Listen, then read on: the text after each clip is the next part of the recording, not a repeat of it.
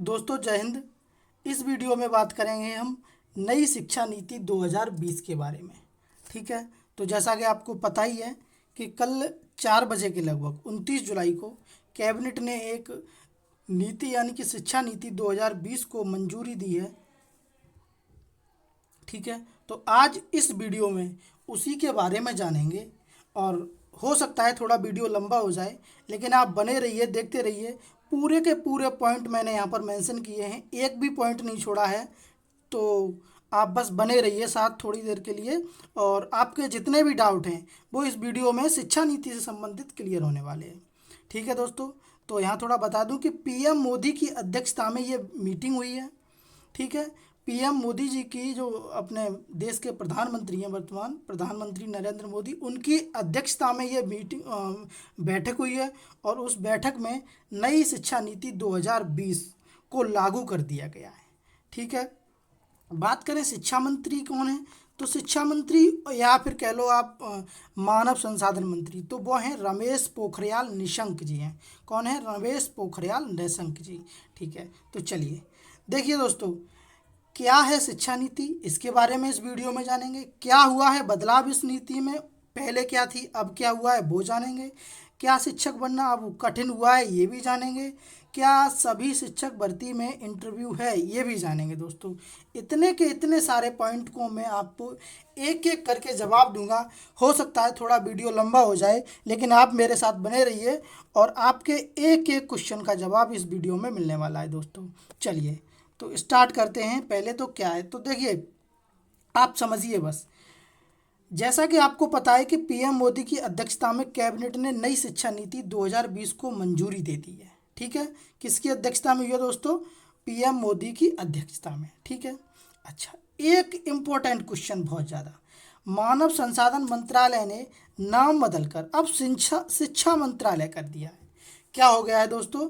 बहुत important question है, किसी भी दृष्टि से देख लीजिए आप, चाहे करंट की से देख लीजिए चाहे स्टेट किसी की देख लीजिए। तो मानव संसाधन मंत्रालय ने अपना नाम बदलकर अब शिक्षा मंत्रालय कर दिया गया है। ठीक है, चलिए आगे बढ़ते हैं।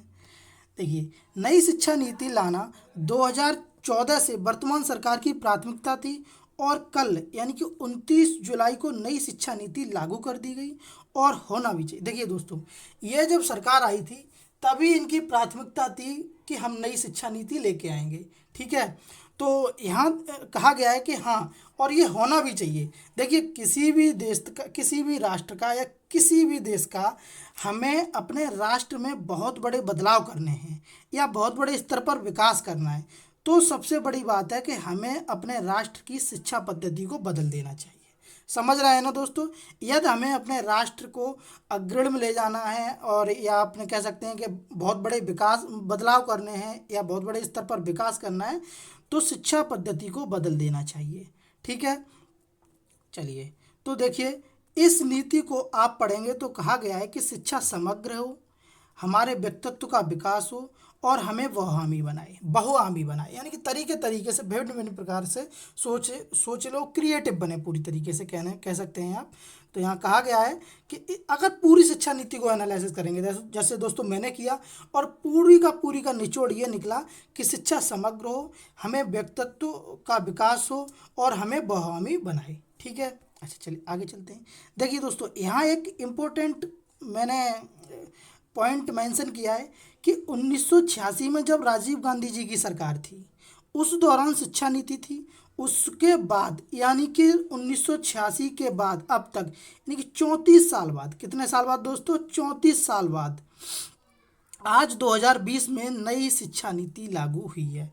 एक एक पॉइंट दोस्तों बहुत बहुत इंपॉर्टेंट है, हो सके तो आप लिख लें। ठीक है, या फिर स्क्रीनशॉट लेते जाएं कि 34 साल बाद नई शिक्षा नीति लागू हुई है। कब हुई है? 29 जुलाई 2020 को। अच्छा, पहले 1986 में। ठीक है दोस्तों, चलिए आगे बढ़ते हैं।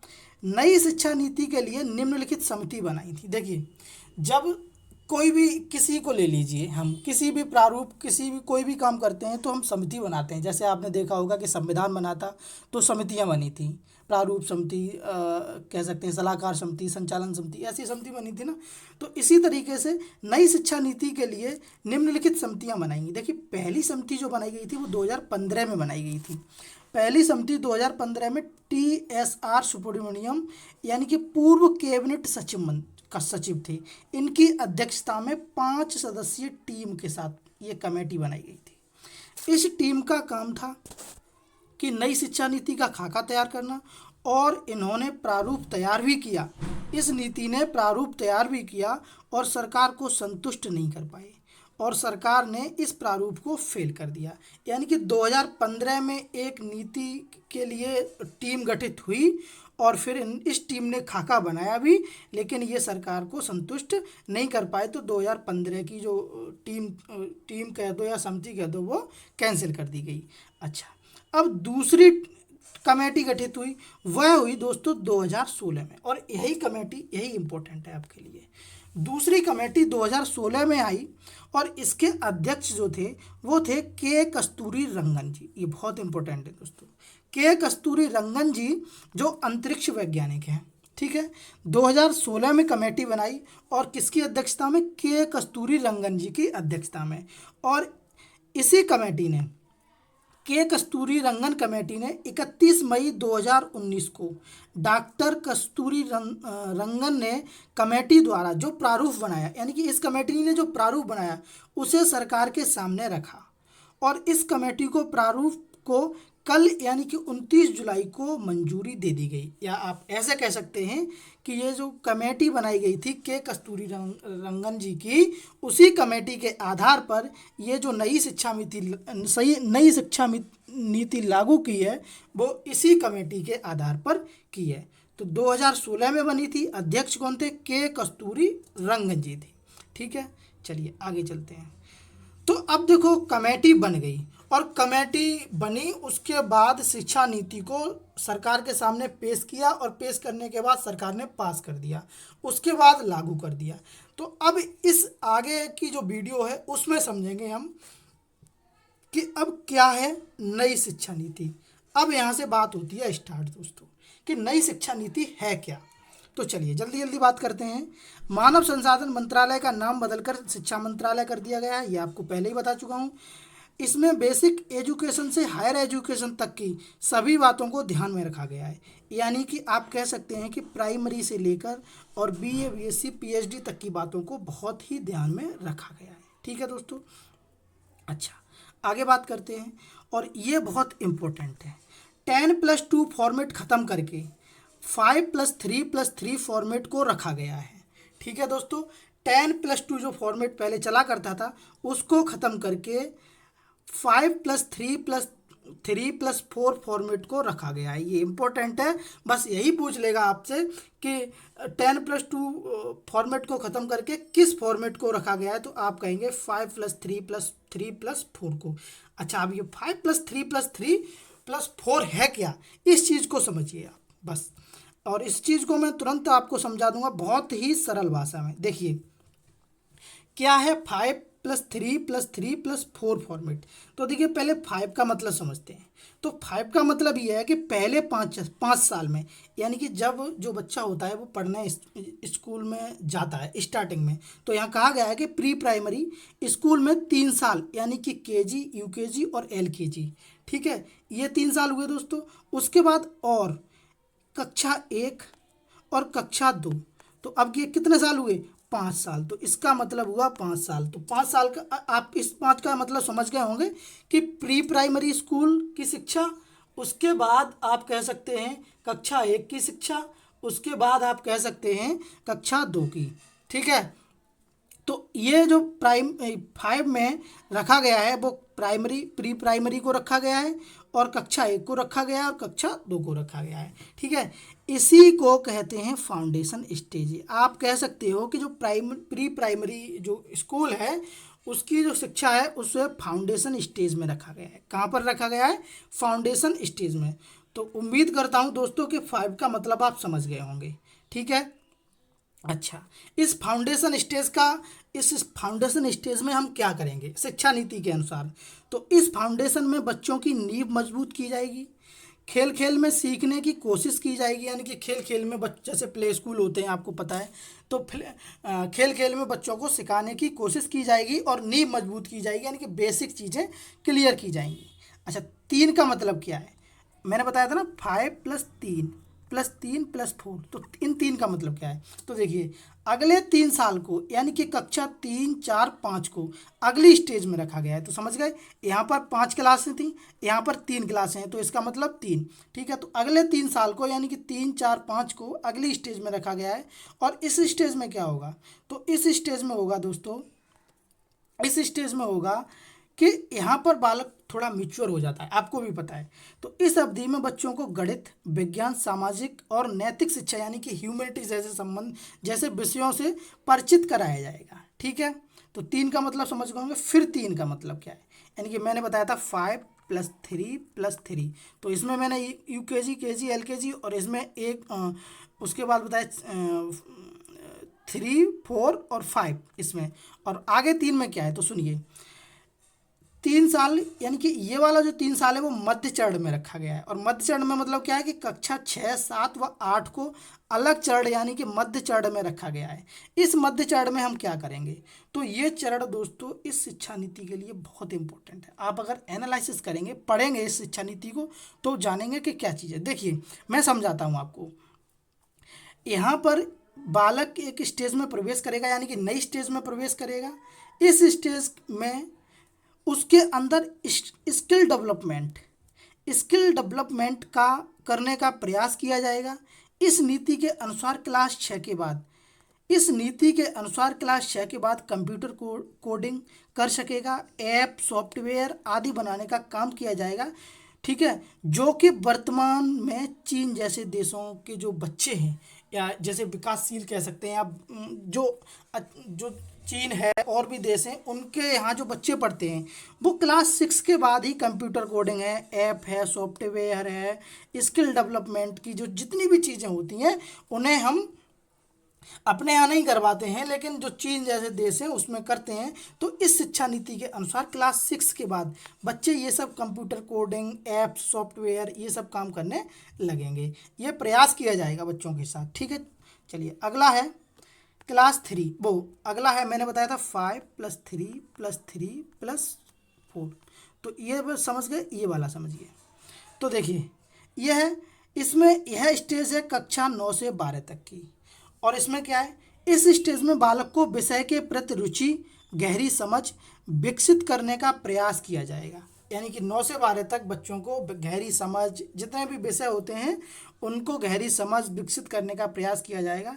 ठीक है, अब देखिए दोस्तों, जो मैंने बताया वो ये बताया कि 5+3+3, इसमें क्या है कि इसमें यूकेजी, एलकेजी और केजी और 1, 2, ठीक है, और इसमें 3, 4, 5, ठीक है, और इसमें 6, 7, 8, यानी कि ये हो गए पूरे 5+3+3 का मतलब ये हो गया। तो अब ये 12 तक की कक्षा का प्रावधान हो गया, यानी कि 12 तक का सफ़र हो गया, और 12 तक का सफ़र मैंने आपको बता दिया कि किस तरीके से बच्चे के साथ जो व्यवहार है वो किया जाएगा। और 6 के बाद ही कंप्यूटर कोडिंग वगैरह जितनी भी कंप्यूटर से संबंधित जानकारियां हैं वो हम बच्चे को देने लगेंगे। अच्छा, अब बात करते हैं 4 की, अगले 4 की। तो देखिए 4 क्या है, तो 4 का मतलब है कि यदि आप 12वीं के बाद का स्टेज होता है, ठीक है, 12वीं के बाद का जो स्टेज है उसे रखा गया है बहुस्तरीय प्रवेश एवं निकासी व्यवस्था में। ये दोस्तों मुझे बहुत अच्छा लगा, आप भी समझेंगे तो हो सकेगा कि आपको भी अच्छा लगे। देखिए क्या है ये, इसमें क्या है कि मल्टीपल एंट्री एग्जिट सिस्टम बनाया गया है, जिसमें यदि आप BA, BTech, BSc, BA, LLB यानी कि और भी जितने भी कह सकते हैं आप बैचलर कोर्स होते हैं उन्हें करते हैं, और उसके बाद करने के बाद यदि 1 साल बाद आप छोड़ देते हैं, और 1 साल बाद छोड़ने के बाद आपको 1 साल के बाद आपने अभी जो वर्तमान में देखा होगा कि फिर जो पूरी पढ़ाई है वो कैंसिल हो जाती है। लेकिन अब क्या होगा कि अगर 1 साल बाद 1 साल तक आपने ये कोर्स किया, उसके बाद आपको सर्टिफिकेट मिलेगा, इसी चीज़ का 1 साल का सर्टिफिकेट मिलेगा जो तुम डिजी लॉकर पर कर सकोगे। ठीक है, यदि आप बीटेक करते हैं और इस बीटेक को आप 2 साल तक करते हैं, यानी कि कोई भी बैचलर डिग्री आप 2 साल तक करते हैं, ठीक है, तब आपको डिप्लोमा दे दिया जाएगा। क्या दे दिया जाएगा? तब आपको डिप्लोमा दे दिया जाएगा। या यदि आप 4 साल की डिग्री के बाद, ये इंपॉर्टेंट है बहुत ज़्यादा, यदि आप 4 साल की डिग्री के बाद एमएससी, एमफिल या एमए करने की ज़रूरत नहीं है, अब सीधा पीएचडी कर सकते हैं। देखो दोस्तों, क्या होता था कि जब हम बीएससी करते थे, फिर मास्टर करते थे, फिर एमफिल करते थे, पहले हमने बैचलर किया, फिर मास्टर किया, फिर एमफिल किया, उसके बाद पीएचडी किया करते थे।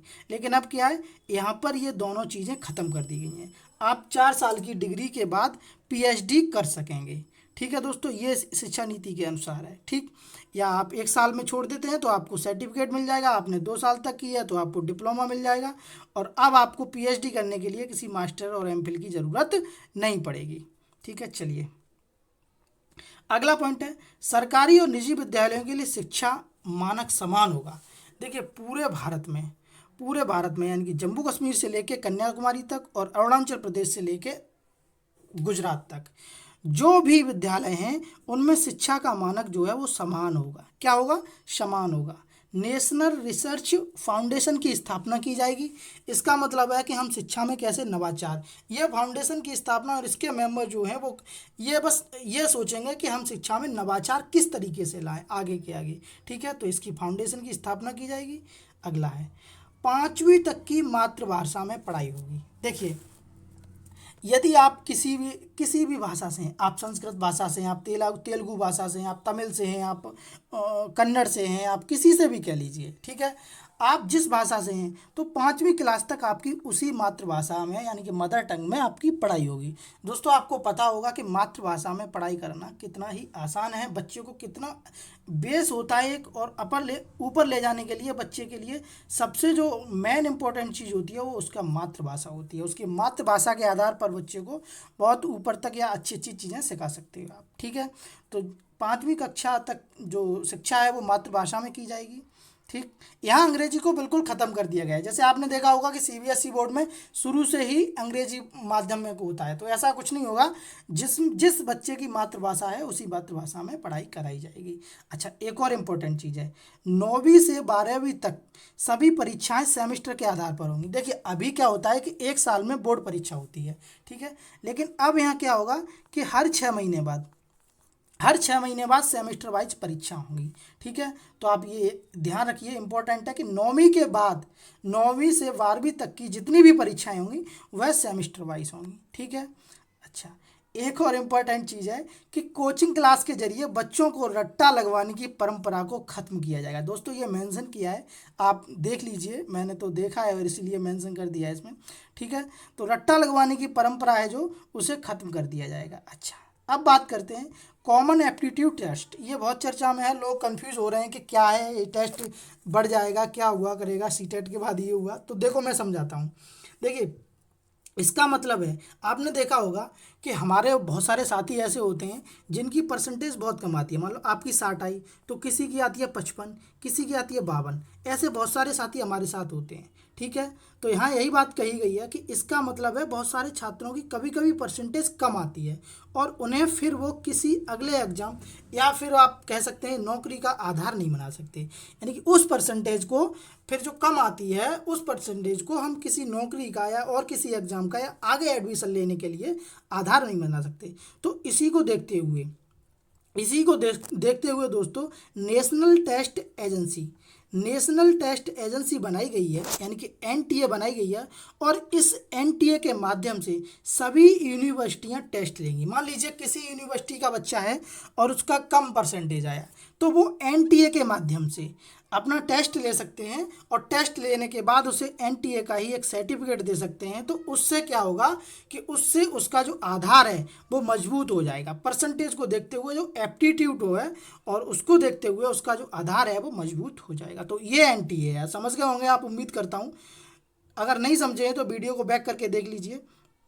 अच्छा, अब बात करते हैं कि शिक्षक नियुक्ति के लिए डेमो क्लास, स्किल टेस्ट और इंटरव्यू, ठीक है दोस्तों। ये बहुत चर्चा में है कि क्या इंटरव्यू सब में होगा, तो मैं आगे वीडियो देखते रहिए, बस मैं बताऊंगा। तो देखिए शिक्षक नियुक्ति के लिए डेमो क्लास, स्किल टेस्ट और इंटरव्यू भी शामिल होंगे, ठीक है। लेकिन एक पर्टिकुलर चीज़ नहीं बताई गई है कि इसके लिए होंगे, इसके लिए नहीं होंगे, ठीक है। लेकिन एक बात लिख दी गई है कि शिक्षक नियुक्ति के लिए डेमो क्लास, स्किल टेस्ट और इंटरव्यू शामिल होंगे। अच्छा, अगली बात जो है, फीस की मनमानी में रोक होगी। जैसे आप अभी किसी अच्छे स्कूल में जाइए, उसकी बिल्डिंग अच्छी होगी तो उसकी फीस 4,000 रुपये होगी, थोड़ी बिल्डिंग अच्छी हो, बिल्डिंग कम होगी तो और कम होगी। तो इस चीज़ पर रोक लगाने की कोशिश की जाएगी, ठीक है। टेट लागू होगा अप टू सेकेंडरी लेवल तक। दोस्तों मैं हर वीडियो में या फिर मैं जहाँ पढ़ाता हूँ वहाँ आपको बताता रहता हूँ कि टेट कहीं भी किसी भी टाइम पर कितने भी लेवल तक पहुंच सकता है। अभी आप प्राइमरी में देते हैं और जूनियर में देते हैं, हो सकता है दोस्तों आगे भी टेट आपका लेवल बढ़ जाए, ठीक है। तो आप अपनी पकड़ बहुत अच्छे से रखिए टेट पर और सब्जेक्टों को पढ़ते रहिए, ठीक है। अगला बात है कि शिक्षकों को गैर शैक्षणिक कार्य से हटाया जाएगा, सिर्फ चुनाव में ड्यूटी लगेगी। ये बहुत ही अच्छा काम किया जाएगा अगर हो जाएगा तो। जैसे कि दोस्तों बताया गया है कि शिक्षकों को, जैसे आप मान लीजिए मिड डे मील है, BLO है, अन्य बहुत सारे राशन बांटना है, सामान खाना बनवाना है, इन चीज़ों को हटा के सिर्फ एक काम दिया जाएगा शिक्षकों को, वो है चुनाव में ड्यूटी। और गैर शैक्षणिक जितने भी काम है वो कम कर दिए जाएंगे, बंद ही कर दिए जाएंगे। अच्छा, अगली बात है, ग्रामीण इलाकों में स्टाफ क्वार्टर बनाए जाएंगे भैया। जितने भी ग्रामीण इलाके हैं उनमें जैसे आपने देखा होगा केंद्रीय विद्यालय में आवासीय बना दिया जाता है, आवासीय बना दिया जाता है। इसी तरीके से जितने भी ग्रामीण प्राइमरी या और भी विद्यालय हैं, गवर्नमेंट के जितने भी विद्यालय हैं पूरे देश में, वहाँ पर क्वार्टर बनाए जाएंगे, स्टाफ क्वार्टर, स्टाफ उसी में रहा करेगा, ठीक है। अच्छा, नोट बात करते हैं कि उत्तर प्रदेश में जितनी भी शिक्षक भर्तियाँ चल रही हैं या कब होंगी भर्तियाँ, उन पर क्या प्रभाव पड़ेगा, ठीक है। यानी कि उत्तर प्रदेश की भर्तियों पर क्या प्रभाव पड़ेगा, तो देखिए एक एक पॉइंट वाइज समझाता हूँ मैं। पहली बात है कि 69,000 शिक्षक भर्ती जो बहुत ही चर्चा का विषय है, और एक TGT या आध भर्ती जो भी प्रदेश में गतिमान है, उस पर कोई प्रभाव नहीं पड़ेगा इस शिक्षा नीति का, ठीक है। यानी कि जो भर्तियां प्रदेश में अभी गतिमान है या अंतिम पड़ाव पर हैं या फिर नोटिफिकेशन आ गया है, उन पर किसी भी प्रकार का नई शिक्षा नीति 2020 का कोई प्रभाव नहीं पड़ेगा। पहली बात तो ये जान लीजिए आप। चलिए दूसरी बात करते हैं। उत्तर प्रदेश में नए आयोग का शिक्षक भर्तियां कराने के लिए गठन हुआ है। ये आपको पता ही होगा कि प्रदेश में नए आयोग का गठन कर दिया गया है और यह भी नई शिक्षा नीति के ध्यान में रखते हुए भर्तियां कराई गई। मेरा कहने का मतलब ये है कि अब पूरे देश में जितनी भी शिक्षक भर्तियां होंगी वो नई शिक्षा नीति को ध्यान में रख के ही होंगी। ये बात आप ध्यान रखिएगा, ठीक है। फिर चाहे उत्तर प्रदेश हो, फिर चाहे महाराष्ट्र हो, फिर चाहे तमिलनाडु हो, फिर चाहे केरला हो, फिर चाहे अरुणाचल प्रदेश हो, फिर चाहे जम्मू कश्मीर हो, ठीक है। नई शिक्षा नीति को ध्यान में रखते हुए भर्तियां की जाएंगी। अब बात करते हैं कि क्या इंटरव्यू प्राइमरी और जूनियर में अभी जो उत्तर प्रदेश में भर्तियां होंगी उनमें होगा। तो दोस्तों जहाँ तक मुझे जानकारी मिली है, जहाँ तक मैंने बात की है और जहाँ तक मुझे जानकारी मिली है, वहाँ तक मैं आपको बता रहा हूँ कि उत्तर प्रदेश में प्राइमरी और जूनियर यानी कि 6 to 8 और 1 to 5 इन दोनों भर्तियों में इंटरव्यू का प्रावधान नहीं होगा। ये बात मैं आपको बता रहा हूँ कि इंटरव्यू प्राइमरी और जूनियर में नहीं लिया जाएगा। हो सकता है जूनियर हाई स्कूल में लिया जाए और में लिया जाए, लेकिन प्राइमरी और जूनियर में नहीं लिया जाएगा इंटरव्यू। ये आप बात समझ लीजिए। मैंने यहाँ मेंशन भी कर दिया है, परंतु अपर लेवल की शिक्षक भर्तियों के लिए इंटरव्यू देखने को मिल सकता है, ठीक है। अच्छा, एक बात और है कि आगे अब जितनी भी शिक्षक भर्तियाँ होंगी वो देश में होंगी, वो इस शिक्षा नीति के आधार पर होंगी। वो मैं बात आपको बता चुका हूँ कि भारत के किसी भी कोने पर किसी भी राज्य में शिक्षक भर्ती होगी वो नई शिक्षा नीति को ध्यान में रख के ही होगी। और उत्तर प्रदेश में इंटरव्यू प्राइमरी और जूनियर में नहीं होगा, ठीक है। ये बात आप ध्यान रखिएगा दोस्तों। उम्मीद करता हूँ कि आपके एक एक पॉइंट का जवाब मिल गया हो सकता है मुझसे कुछ छूट गया हो तो आप मेरी कमेंट में लिख दीजिए कि ये बात है, हम आपका जवाब उसमें दे देंगे। दोस्तों अगर चैनल पसंद आए या फिर ये वीडियो पसंद आए तो लाइक करें, और जो लोग इस चीज़ से भ्रमित हो रहे हैं उन लोगों तक पहुंचाएं। ये मेरा आग्रह है आपसे। और चैनल को सब्सक्राइब कर लें, जिससे कि जितने भी करंट के चर्चे मुद्दे हैं या फिर और भी चीज़ें हैं उन्हें मैं ऐसे ही लेके आता रहता हूं। तो वीडियो देखने के लिए दोस्तों बहुत बहुत धन्यवाद। ठीक है दोस्तों।